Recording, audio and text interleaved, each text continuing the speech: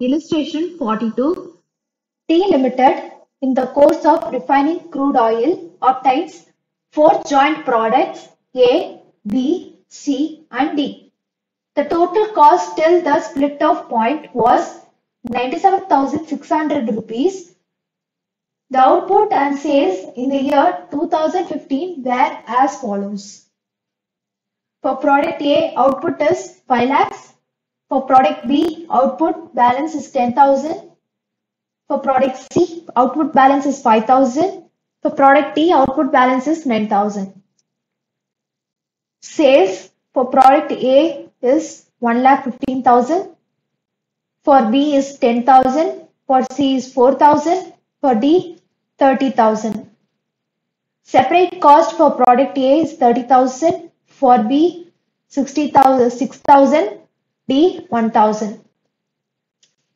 You are required calculate the net income for each of the products if the joint costs are apportioned on the basis of sales value of the different products.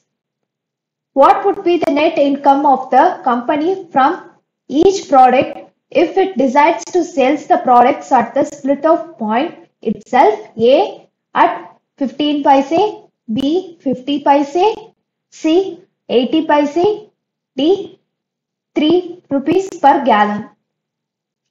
In case the company expects to operate at the same level of production and sales in the year 2012, could the company increase the net income by altering its processing decisions? If so, what would be the expected overall net income?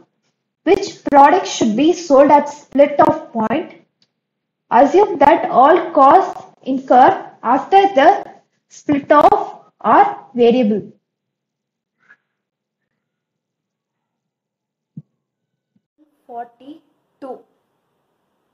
So இதில் வந்து கொஸ்டினில் பார்த்தீங்கன்னா total cost till split off பாயிண்ட்ல வந்து 97,600 தான் உங்களோட கொடுத்துருக்காங்க. So it's nothing but joint cost. So உங்களோட ஜாயிண்ட் காஸ்ட் ஸ்பிட் ஆஃப் பாயிண்ட்ல வரைக்கும் எவ்வளோ இருக்குன்னா 9,706 சொல்லியிருக்காங்க. நெக்ஸ்ட் ஸோ நமக்கு 4 ப்ராடக்ட்ஸ் கிடைக்குது. 4 ப்ராடக்ட்ஸ் அவுட்புட் வந்து ஏ, பி, சி, டி. ஸோ இதுக்கான அவுட்புட் கொடுத்துருக்காங்க எவ்வளோனா 5 lakhs for A, for B is 10,000, for C 5,000, for D 9,000. So இதை ஃபர்தராக வந்து ப்ராசஸ் பண்ணுறாங்க. ஃபர்தராக வந்து ப்ராசஸ் நடக்குது. இதுக்கும் ஃபர்தராக ப்ராசஸ் நடக்குது. இதுக்கும் ஃபர்தராக ப்ராசஸ் நடந்துச்சுன்னா அதுக்கான சேல் அமௌண்ட் சேல்ஸ் எவ்வளோனா அதுவும் கொஸ்டின்லேயே கொடுத்துருக்காங்க. 1,15,000, 10,000, 4,000, 30,000.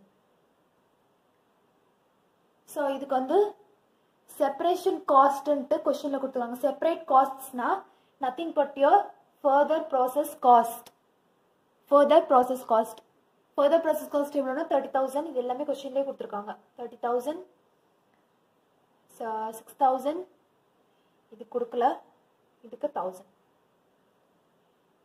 இப்போ கொஸ்டின் பாருங்க. கொஸ்டின் வந்து யூஆர் ரிக்வயர்டுன்னு சொல்லிட்டு ஏ பாயிண்ட்ல calculate the net income for each of the products if the joint costs are apportioned on the basis of sales value of the different products. So இந்த மாதிரி அப்போர்ஷன் பண்ணியிருந்தா எப்படி வரும்ன்றதை நம்ம போட போகிறோம். ஆனால் இப்போ நீங்கள் புக்கில் பார்த்தீங்கன்னா அதில் சேல்ஸ் வேல்யூவில் தான் இந்த ஜாயிண்ட் காஸ்ட்டை வந்து இதை அப்போர்ஷன் பண்ணி கொடுக்கணும்னு அந்த மாதிரி சொல்லியிருக்காங்க. ஆனால் உங்கள் புக்கு சொல்யூஷனை பார்த்தீங்கன்னா என்ஆர்பி மெத்தடில் ஃபர்ஸ்ட் அந்த சொல்யூஷனில் பார்த்தீங்கன்னா அப்போர்ஷன்மெண்ட் ஆஃப் ஜாயிண்ட் காஸ்ட் இருக்கிறது இல்லையா, ஸ்டேட்மெண்ட் கொடுத்துருக்காங்க இல்லையா, அதில் ஆனால் அப்போர்ஷன் பண்ணது என்ஆர்பி மெத்தட். ஆனால் புக்கில் வந்து கொஸ்டின்ல என்ன கொடுத்துருக்காங்கன்னா சேல்ஸ் வேல்யூன்னு கொடுத்துருக்காங்க. சரிங்களா, அது வந்து சேஞ்ச் பண்ணிக்கோங்க. அது சேல்ஸ் வேல்யூல அப்போர்ஷன் பண்ணக்கூடாது. அது வந்து என்ஆர்வி மெத்தட்ல தான் வந்து நம்ம அப்போர்ஷன் பண்ணிக்கணும். ஸோ இது ஒரு சின்ன எரர் இருக்கு. ஸோ இப்போ நம்ம என்ஆர்பி மெத்தடில் ஜாயிண்ட் காஸ்ட் வந்து பிரித்து கொடுக்குறோம், சேல்ஸ்க்கு அது கிடையாது. ஸோ சேல்ஸோட டோட்டல் நான் போட்டுக்கிறேன். சேல்ஸ் வந்து 1,59,000. நம்ம இந்த கொஸ்டின்ல என்ன பார்த்தீங்கன்னா சேல்ஸ் வேல்யூல தான் நம்ம ஜாயிண்ட் காஸ்ட் அப்போர்ஷன் பண்ணிக்கணும்னு சொல்லியிருக்காங்க. ஸோ இந்த இதில் வந்து செக்ரிகேட் பண்ணலை. நம்ம இலிஸ்ட்ரேஷன் புக் பேக், அதாவது இன்ஸ்டியூட் மெட்டீரியல் பொறுத்த வரைக்கும் புக் பேக்ல வந்து என்ஆர்வி மெத்தட்ல தான் இந்த ஜாயிண்ட் காஸ்ட்டை செக்ரிகேட் பண்ணி கொடுத்துருக்காங்க. ஸோ ஃபர்ஸ்ட் நம்ம இப்போ என்ஆர்வி கண்டுபிடிக்கணும். ஸோ என்ஆர்வி ஃபார்முலா, என்ஆர்வி எப்படி கண்டுபிடிக்கணுன்றது உங்களுக்கே தெரியும். So sales value minus further process cost. So sales value எவ்வளோ? 1,50,000. 1,50,000 மைனஸ் 30,000. ஸோ இது ரெண்டுத்தையும் நம்ம லெஸ் பண்ணணும். இந்த சேல்ஸ் வேல்யூவும் இந்த ஃபர்தர் ப்ராசஸ் காஸ்ட் இது ரெண்டுத்தையும் லெஸ் பண்ணால் we get 85,000. ஸோ 10,000ல 6,000 போச்சுன்னா we get 4,000. So 4,000 as it is இங்கே வந்துடும். 30,000ல 1,000 போச்சுன்னா we get 29,000. ஸோ இதோட டோட்டல் அமௌண்ட் வந்து we get 1,22,000. ஸோ இப்போ நம்ம அலோகேஷன் ஆஃப் ஜாயிண்ட் காஸ்ட், இப்போ நம்ம ஜாயிண்ட் காஸ்ட்டை அலோகேட் பண்ண போகிறோம். ஜாயிண்ட் காஸ்ட் எவ்வளோ? 97,600. 7,600. ஸோ இந்த பேசிஸில் இந்த ப்ரொப்போர்ஷனில் தான் நம்ம வந்து இதை செக்ரிகேட் பண்ணி கொடுக்க போகிறோம் நம்மளோட ஜாயிண்ட் காஸ்ட். ஸோ இது எப்படி போட போகிறோன்னா நான் இங்கே எடுத்து எழுதுறேன். Joint cost for product A 97,600 into for ஏக்கு எவ்வளோ என்ஆர்வி? 85,000 divided by இதோட என்ஆர்வியோட டோட்டல் அமௌண்ட் 1,22,000. நெக்ஸ்ட் இதுக்கு எவ்வளோ அமௌண்ட்னா 68,000 for B. 97,600 into for B க்கு எவ்வளோ 4,000 divided by 1,22,000 total amount gives me 3,03,200. D को दे सेम दा 3,03,200 for D 97,600 into 29,000 divided by 1,22,000. This gives me 23,200. So இந்த அமௌண்ட் எல்லாம் இங்கே நான் எடுத்து எழுதிடுறேன். 68,000, 3,200, 1,200, 1,200, 23,000. ஸோ இது எல்லாத்தையும் ஆட் பண்ணால் we should get this joint cost. So இதுக்கான ப்ராஃபிட் நம்ம வந்து கண்டுபிடிக்கணும். So profit here being, so profit நம்ம எப்படி கண்டுபிடிக்கணும்னா sale value minus further process cost minus allocated joint cost. இது எல்லாத்தையும் நம்ம லெஸ் பண்ணாதான் நமக்கு ப்ராஃபிட். நம்ம ஆல்ரெடி சேல்ஸ் வேல்யூவும் ஃபர்தர் ப்ராசஸ் காஸ்ட்டையும் லெஸ் பண்ணது தான் நம்மளுக்கு என்ஆர்வி. ஸோ அப்போ என்ஆர்விலேருந்தே டைரெக்டாக இந்த அலோகேட்டட் ஜாயிண்ட் காஸ்ட்டை லெஸ் பண்ணோன்னா we get profit. So NRV நம்மளுக்கு எவ்வளோ 85,000 minus 68,000 gives me 17,000. So 4,000 minus 800. So next 4,000 minus 3,800 same 800. Next 29,000 minus 23,200 gives me 5,800. Total பண்ணோன்னா I get 24,400. Next point 2ல என்ன கொடுத்துருக்காங்கன்னா அதாவது point B கொஸ்டின்ல. ஸோ இதில் என்ன கேட்டிருக்காங்கன்னா what would be your net income for the company each product if is sold at the split of point itself. A வந்து 15 paise, B is 50 paise, C is 80 paise. So இப்போ நம்மளுக்கு வந்து இங்கே அவுட்புட் வந்து எவ்வளோ கொடுத்துருக்காங்க 5 lakh.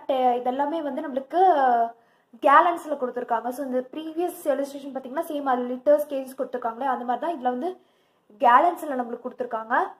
ஸோ இந்த க்ரூட் ஆயிலில் வந்து இதுக்கான சேல் ப்ரைஸில் வந்து சேல் ப்ரைஸ் தான் உங்களுக்கு 0.50 பைசே 15 பைசே 50 பைசேன்னு கொடுத்துருக்காங்க. ஸோ ஸோ இதோட சேல் ப்ரைஸ் வந்து இதை இப்போ பாயிண்ட் பி நான் கேல்குலேட் பண்ண போகிறேன்.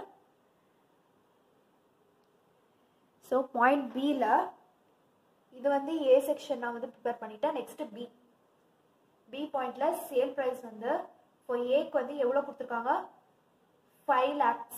அவுட்புட்டில் எவ்வளோக்கு வந்து சேல் ப்ரைஸ்ன்னு கொடுத்துருக்காங்க கொஷினில் 0.15 paise.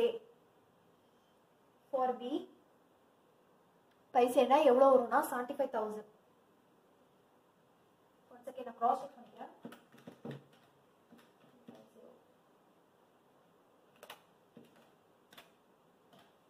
நெக்ஸ்ட் 10,000 gallons இன்ட்டு இதோட செல்லிங் ப்ரைஸ் எவ்வளோனா 50 பைசேன்னு கொஸ்டினில் கொடுத்துருக்காங்க. So this gives me 5,000. Next for C 5,000 gallons into the amount of 0.8 gives me 4,000. For D it is 9,000 into 3 rupees ku sale பண்றாங்க. So 3 rupees sale பண்ணா I get 27,000. So the total amount வந்து I get 1,11,000. So இதுதான் நம்மளோட sale price. இந்த sale ப்ரைஸில் minus நம்மளோட joint cost எவ்வளோ 97,600 less பண்ணோன்னா we get profit of 13,400. நம்ம ஓவராலாக இங்கே வந்து ப்ராஃபிட் போட்டோம். அதே மாதிரி நம்ம ஒவ்வொன்றுத்துக்கும் வந்து ப்ராஃபிட் எவ்வளோன்றதை அதை நம்ம ஒர்க் அவுட் பண்ணி பார்க்கலாம். அதே மாதிரி நம்ம ஃபர்தராக ப்ராசஸ் பண்ணதில் நமக்கு கிடைச்ச ப்ராஃபிட் எவ்வளோ இந்த 24,400. இன்கேஸ் ஃபர்தராக ப்ராசஸ் பண்ணலைன்னா அப்போ நம்மளோட ப்ராஃபிட் எவ்வளோ இருக்கும்ன்றதை நம்ம கேல்குலேட் பண்ணணும். ஸோ இங்கே இருக்க இந்த ப்ராஃபிட் வந்து நம்மளுக்கு வந்து ஆஃப்டர் ஃபர்தர் ப்ராசஸிங், இது ஆஃப்டர் ஃபர்தர் ப்ராசஸிங். ஆனால் நம்மளுக்கு ஃபர்தர் ப்ராசஸ் பண்ணாமல் நமக்கு எவ்வளோ ப்ராஃபிட் கிடைச்சிருக்கும் அது நம்ம போடணும். ஸோ ப்ராஃபிட் நான் இங்கே எடுத்து எழுதிக்கிறேன். Profit where no further process, அப்படின்னா அதை எப்படி நம்ம கேல்குலேட் பண்ணணும்னா நம்ம இங்கே கண்டுபிடிச்சோல செல்லிங் ப்ரைஸ். ஸோ இது ப்ராசஸ் ஆகாதப்போ செல்லிங் ப்ரைஸ் எவ்வளோ 75,000 இந்த sales price minus allocated joint cost. So இப்போ ஏக்கு வந்து எவ்வளோ 75,000 மைனஸ் 75,000 இந்த units minus allocated joint cost எவ்வளோ 68,000. This gives me 7,000 profit. Next இது 5,000 units minus எவ்வளோ allocated joint cost 3,200. So this gives me 1,800. So இதில் 4,000 minus joint cost வந்து 3,200 less பண்ணோன்னா I get 800. So Dக்கு வந்து எவ்வளோனா 27,000 units minus joint cost வந்து 23,200. So இது வந்து எனக்கு எவ்வளோனா 3,800. ஸோ இந்த அமௌண்ட் எல்லாம் நான் டோட்டல் பண்ணனா I get a profit of 13,400. So இப்போ நம்ம ப்ராஃபிட் வந்து நம்ம கிராஸ் செக் பண்ணிக்கலாம். ஸோ நம்மளுக்கு 13,400 இங்கே கிராஸ் செக் பண்ணியிருக்கோம், இங்கே வந்திருக்கு. ஸோ இங்கே போட்டப்பையும் நம்மளுக்கு 13,400. ஸோ இப்போ கிளியர் ஆயிடுச்சு.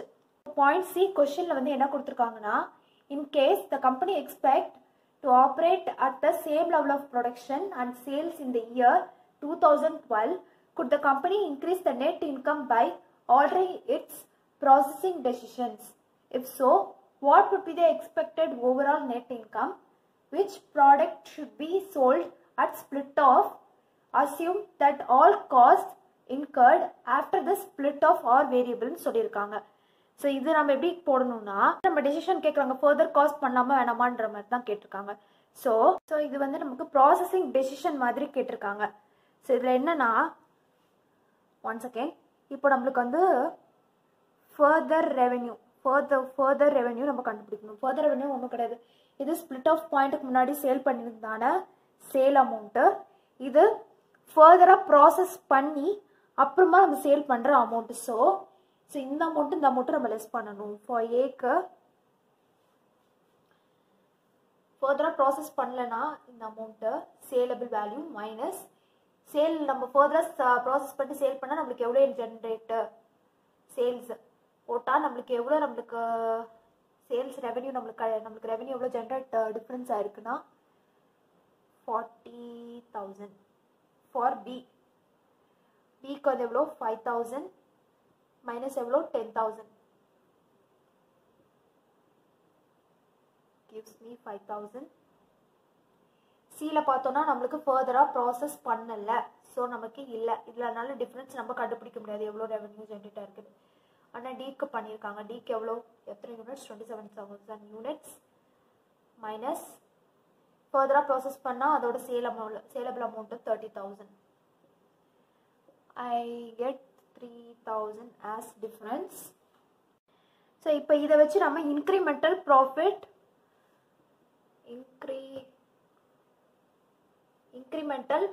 ஆர் லாஸ் கண்டுபிடிக்கிறோம். இன்க்ரிமெண்டல் ப்ராஃபிட் ஆர் லாஸ்லாம் ஒன்றும் கிடையாது, ஃபர்தராக ப்ராசஸ் பண்ண காஸ்ட் இன்கர் ஆனதும் நமக்கு அந்த ஃபர்தராக ப்ராசஸ் பண்ணதால ரெவென்யூ டிஃப்ரென்ஸ் அந்த அமௌண்ட்டு நம்ம மைனஸ் பண்ணுவோம்.